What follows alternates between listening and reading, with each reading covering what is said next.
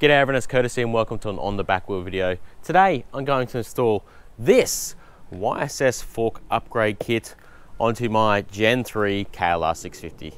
As usual, I want to start off by saying I'm not a mechanic. I'm pretty handy and give it a go though. However, looking at the instructions, this should be pretty easy to do.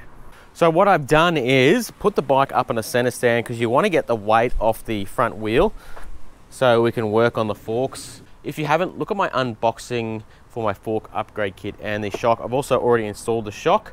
It's a nice bit of kit. It comes with some fork oil, the springs, some valves, spacers, a washer there, and adjustable fork caps, which is what I'm really excited for. It allows you to adjust suspension for preload.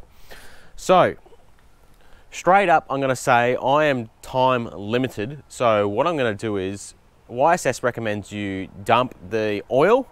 I'm going to leave the oil in there.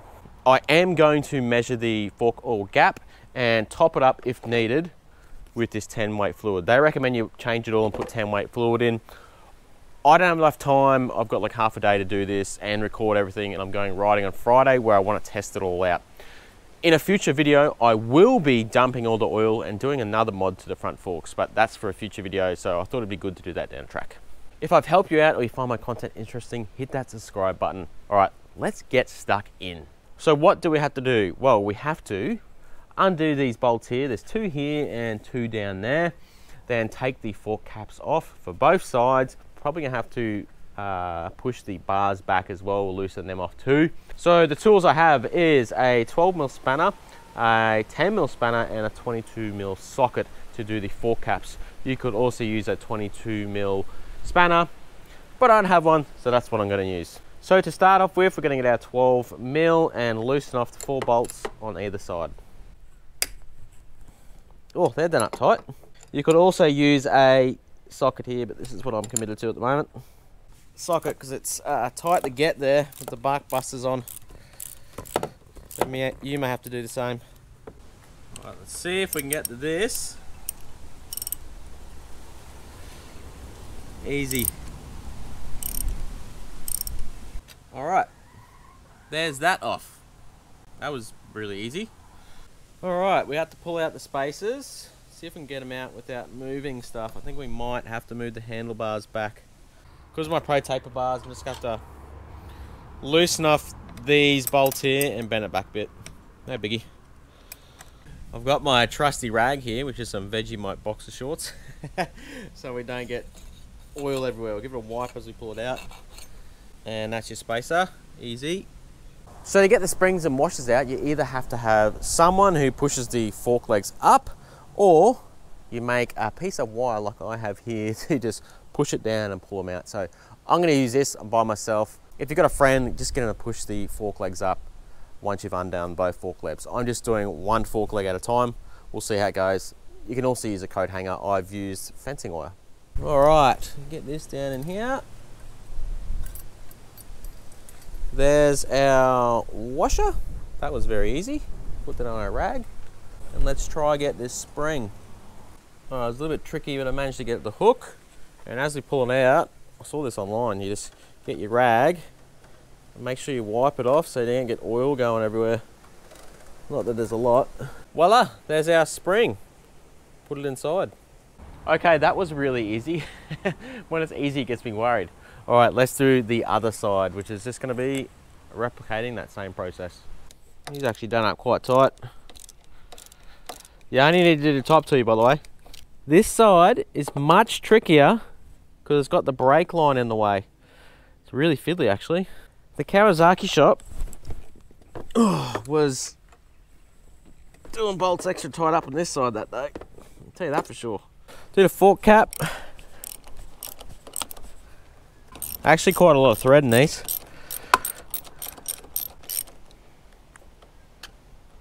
Pop.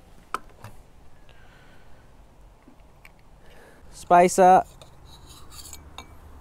And get these two out again.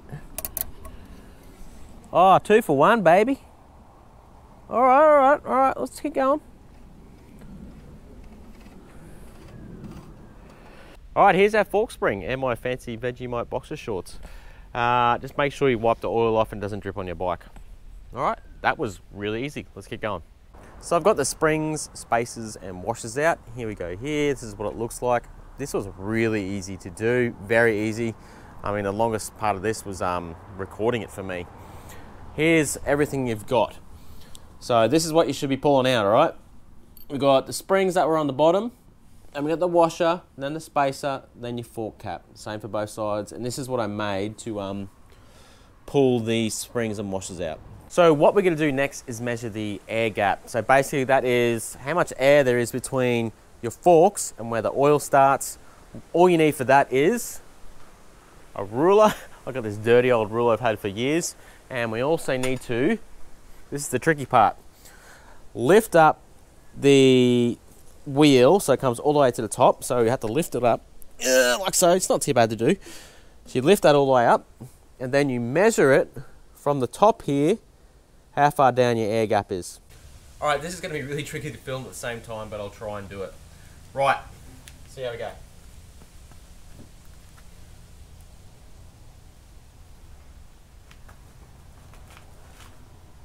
It's all the way up, from the top.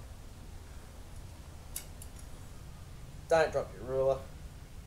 Okay, you gotta look where your oil line is. It's really hard to see on a steel ruler like this, but you figure it out. Mine was at, it's hard to read, 177. So I need to add just a little bit of oil. How's this for a funnel, everyone? It'll do the job, all right? So it turns out I have overfilled the oil only by a little bit. The air gap is 138 on one side and 150 on the other. It was way down and they're actually at different levels. I rang YSS and I said, is this going to be fine at 138? And they said, no, you're going to have to take some oil out. If you leave it in at that gap, you might blow some seals and stuff like that. And when it compresses hard, it's not going to work properly pretty much. So I have fashioned a little scooper. Scoop out the oil because I don't have a syringe or anything. This is a lid off a bottle and it gets out like 4 or 5 mil at a time. Just going to do a few scoops each side and see where the air gap is. Some bush mechanic stuff, but it's what I got, all right. It's free. Let's try it. We'll just slide this in here, scoop it out.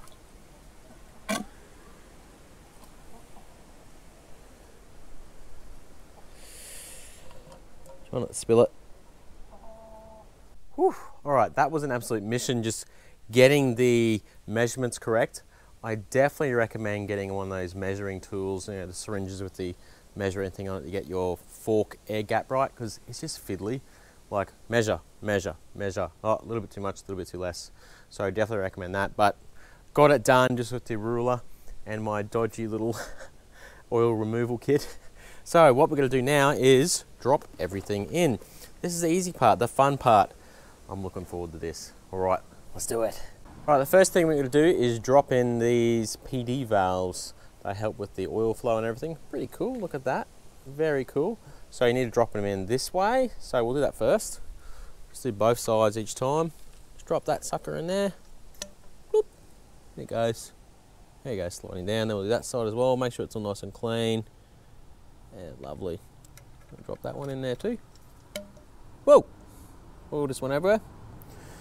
Next, we have the springs. So we'll get them out and we'll do the springs. All right, we'll drop these in. Do it nice and slow so I don't get oil everywhere. Sweet. And then this one.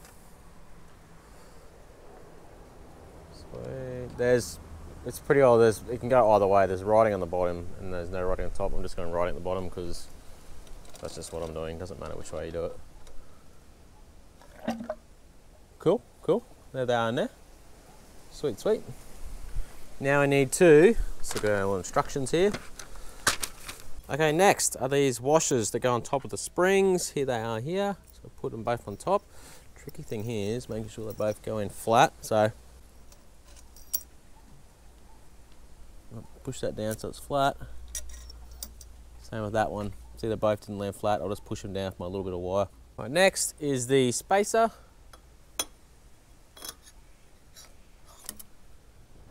Lovely. Now we're just going to fix up this one here. That's nice and flat. I ended up just shaking the forks and it went flat itself. This spacer in. Cool. Just make sure these are both sitting correctly, nice and flat. You can see now they are. All right, then next we're going to chuck these on. All right, we'll just pop that in there. Give it a little twist on. Now this one.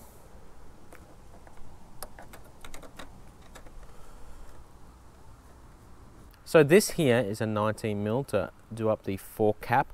I don't have a 19mm spanner, so what I did was I screwed in the preload so I can get a socket over it. Let's get my socket, and then I can fit it over here and do it up like that.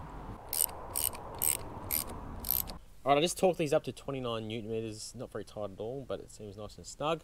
I'm gonna back out these to their standard position, and then tighten up these bolts and then fix up my handlebars, then we'll have a look. Okay, everything is installed. Let's have a look. Here it is. They look nice and trick. What I've done is I put the preload all the way out and just did them one turn in, then we'll start from there on our first ride. And they look nice, hey, they're a nice bit of kit. I'll come around this side, so my handlebars are a little bit in the way. This is what they look like from the top. They look fantastic. I'm really liking the look of these, hey, they look great. Definitely brings a bit more of a premium look to the KLR. You know, things are starting to look pretty tricky with this front done and also the rear shock. So I'm really keen to try this out. I have to say, this was a really easy install. If you're doing it like I did, which is how YSS have designed it, with just pulling everything out from the top and dropping everything in, really easy. The only bit I found fiddly was adjusting the air gap because I didn't really have the proper tool. All I had was a ruler, and then I overfilled it a little bit and didn't have anything to get out, so I had to fashion that little scoop. But honestly, it was completely fine. I reckon you could do it in an hour, couple of beers, depending how fast you drink. Really easy job. Basic tools required. Definitely recommend doing it. Don't pay someone to do this. Like, I don't know how much this would cost. A few hours labor on top of the parts. Don't pay anyone. 450 bucks, do it, drop it in yourself. If you're due for an oil change, do your oil at the same time.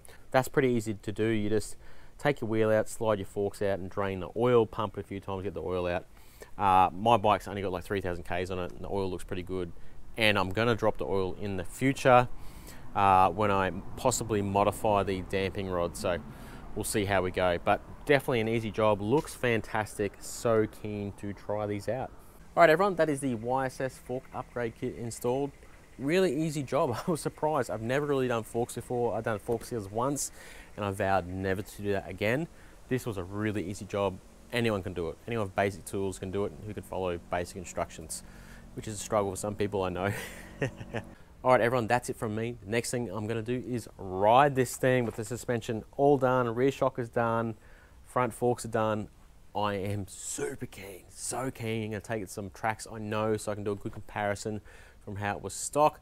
That's only a couple of days, so look out for that video. If you hadn't, make sure you hit the subscribe button. Every subscriber helps grow the channel, and keep it on the back wheel. Catches.